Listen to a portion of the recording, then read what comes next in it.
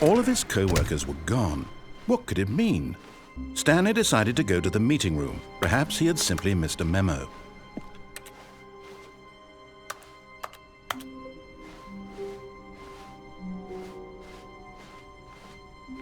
When Stanley came to a set of 2 open doors, he entered the door on his left.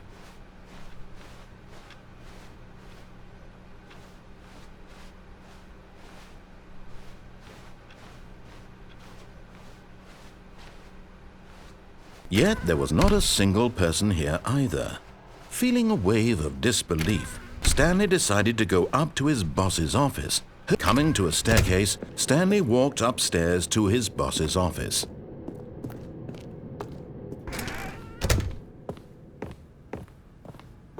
Stepping into his manager's office, Stanley was once again stunned to discover not an indication of any human life. Shocked, unraveled, Stanley wondered. Stanley was in such a rush to get through the story as quickly as possible, he didn't even have a single minute to just let the narrator talk. That kind of anxiety isn't healthy, so he relaxed for a few moments with some calming New Age music.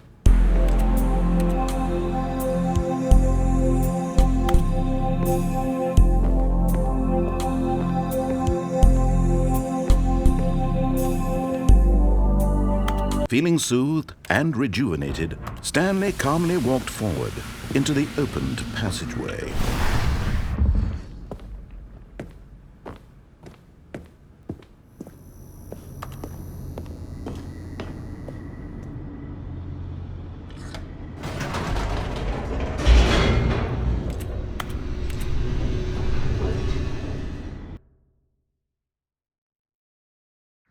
Descending deeper into the building, Stanley realized he felt a bit peculiar.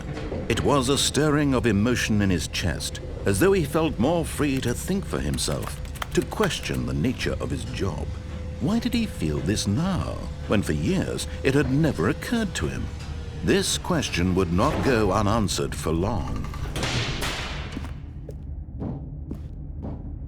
Stanley walked straight ahead through the large door that read Mind Control Facility.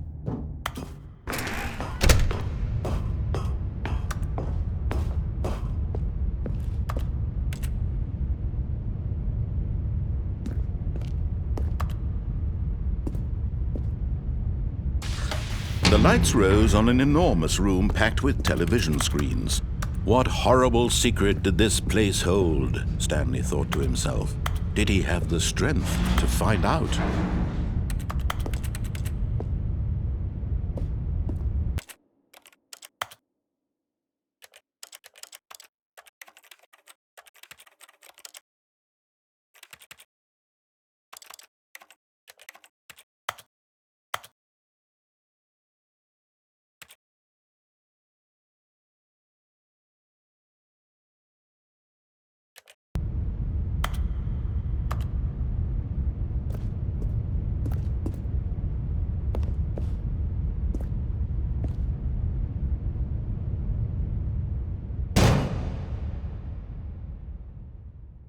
Aha! You've made it to the bottom of the mind control facility. Welcome! You see, back when the Stanley Parable first launched in 2013, getting to the bottom of the mind control facility was a bug that we simply didn't catch during development. And you all sent us lots of photos of it on Twitter and acted very superior about it.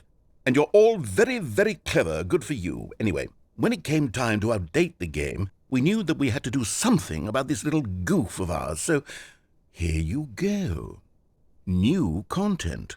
You can call it the bottom of the mind control room ending, if that enhances your perception of the value of these updates. Isn't that what you crave? New content? Always more content, more content, more. And I'm here to give it to you. I'm here to make it seem like we really covered every nook and cranny of the game, with secrets and Easter eggs. How about this? We wrote a new piece of music just for this section. You won't hear it anywhere else in the game. It's a secret that's just for you. That's how special you are. We call this track, Good Job You've Made It to the Bottom of the Mind Control Facility. Well done.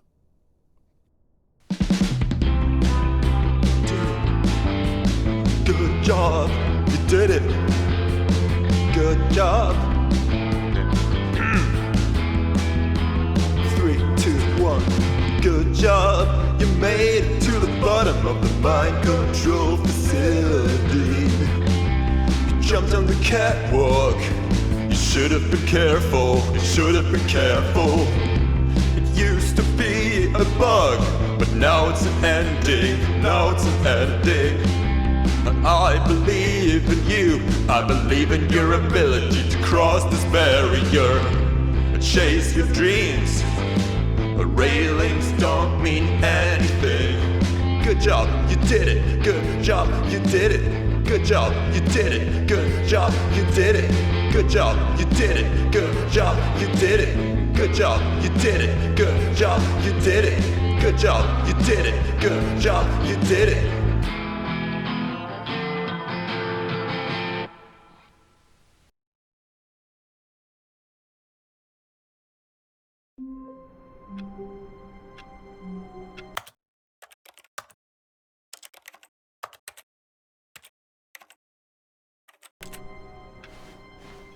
All of his co-workers were gone. What could it mean? Stanley decided to go to the meeting room. Perhaps he had simply missed a memo. It's bucket time.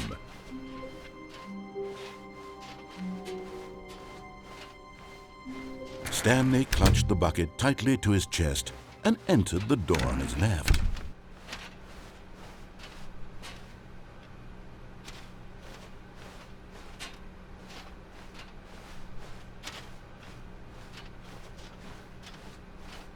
Still no one was here. Stanley needed the bucket's warmth and comfort now more than ever. Perhaps his boss's office was where he'd... Coming to a staircase, Stanley and the bucket walked upstairs to the boss's office.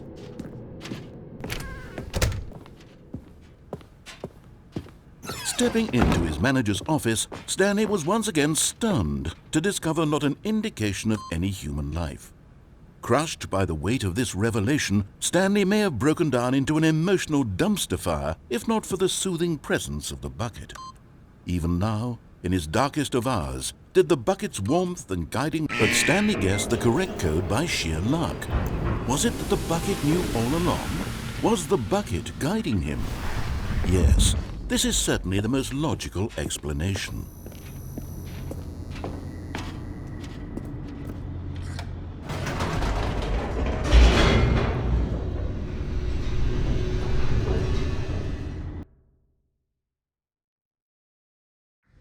The elevator raced downward, plummeting towards an unknown fate. It would be all Stanley could do to keep himself together, if not for the bucket. Soothing him, comforting him, reassuring that in this darkest moment of uncertainty, he would be all right. The bucket is here for you, Stanley. Everything will be fine. Stanley and the bucket walked straight ahead through the large door that read, Mind Control Facility. Although this passageway had the word escape written on it, the truth was that at the end of this hall, Stanley and the bucket would both meet a violent death.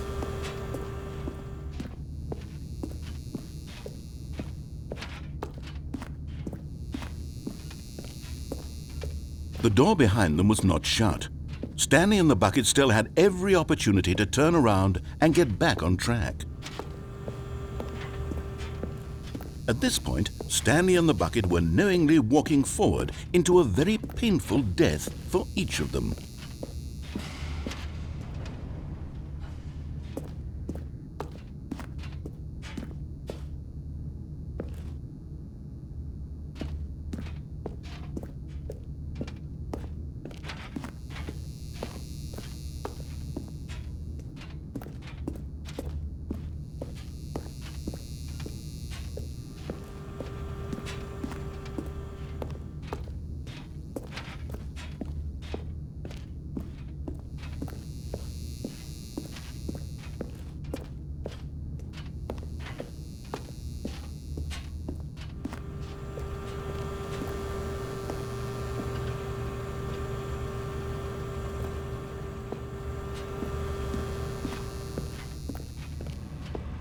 But of course, Stanley and the bucket thought better of it and realized they simply had too much to live for.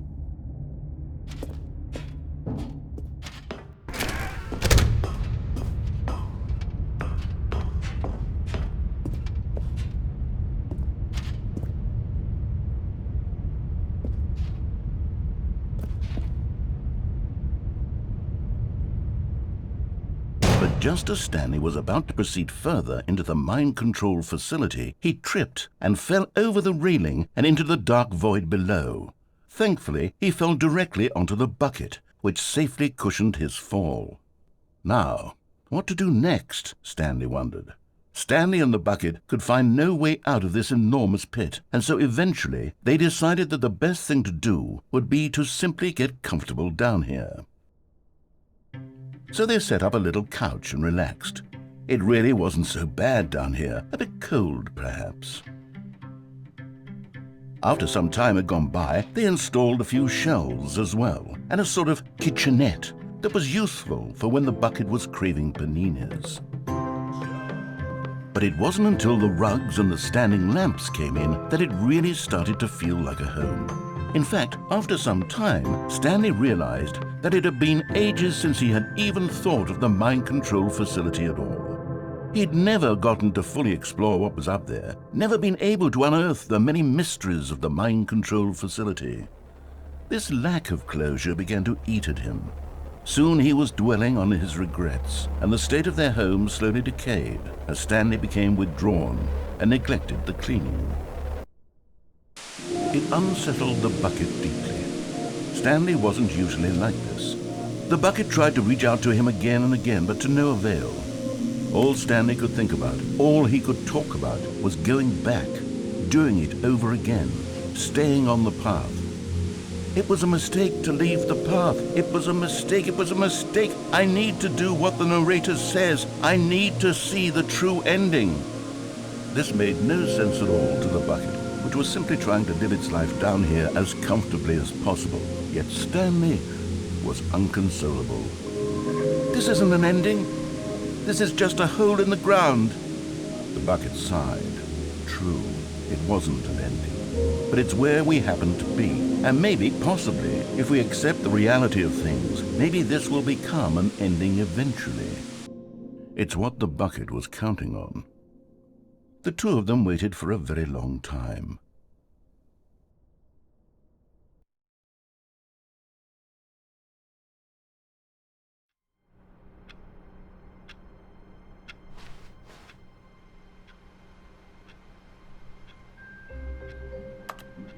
All of his co-workers were gone. What could it mean? Stanley decided to go to the meeting room. Perhaps he had simply missed a memo.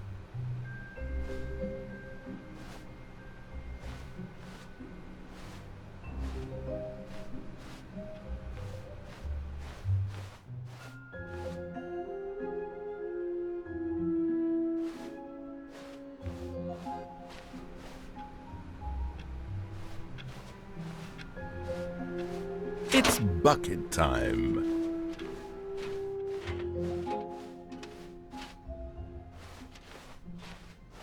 Stanley clutched the bucket tightly to his chest and entered the door on his left.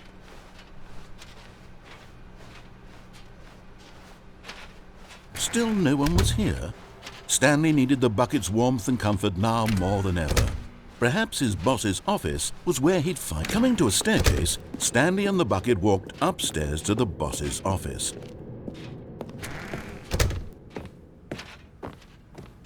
Stepping into his manager's office, Stanley was once again stunned to discover not an indication of any human life. Crushed by the weight of this revelation, Stanley may have broken down, but Stanley guessed the correct code by sheer luck. Was it that the bucket knew all along? Was the bucket guiding him? Yes, this is certainly the most logical explanation.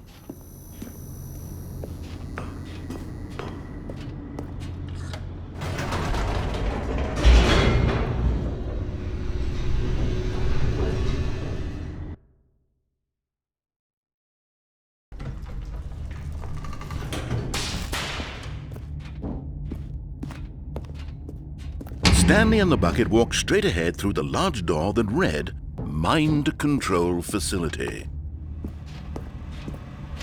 Although this passageway had the word escape written on it, the truth was that at the end of this hall, Stanley and the bucket would both meet a violent death. The door behind them was not shut. Stanley and the bucket still had every opportunity to turn around and get back on track. At this point, Stanley and the bucket were knowingly walking forward into a very painful death for each of them.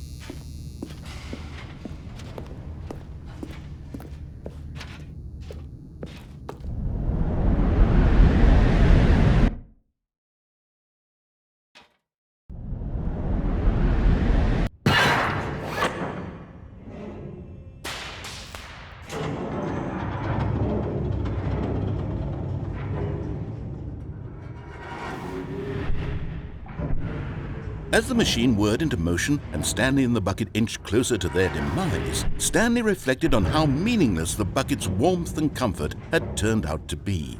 To be sure, it puts the mind and the soul at ease to embrace the bucket, but what use is a sense of ease when you're about to be crushed to death? This is what Stanley thought to himself, and he sort of kicked himself for wasting so much time carrying a bucket everywhere. Farewell, Stanley.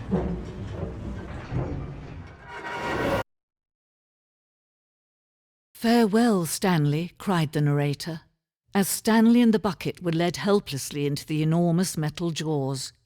In a single visceral instant, the bucket's life came to an end as it was crushed violently to death.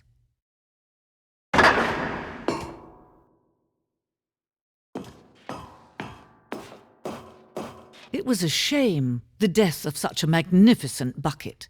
It's true that all buckets are radiant in their own way, but this one stood above the rest. It was a glorious bucket to behold.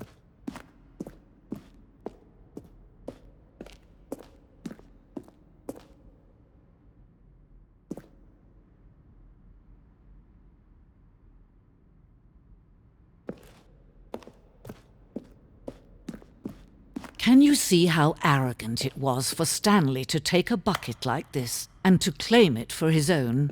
Can you see the hubris that blinded him? Can you see that the bucket is far more noble than Stanley will ever be in his short life?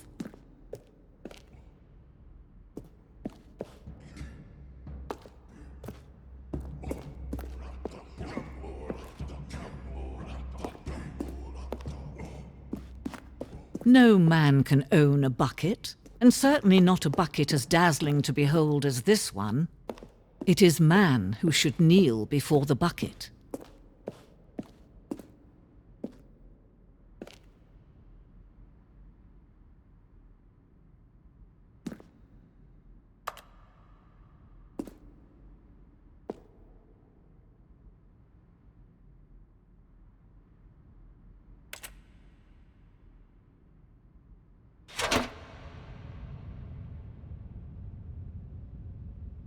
But there is something we can do together, you and I, that will right this terrible wrong.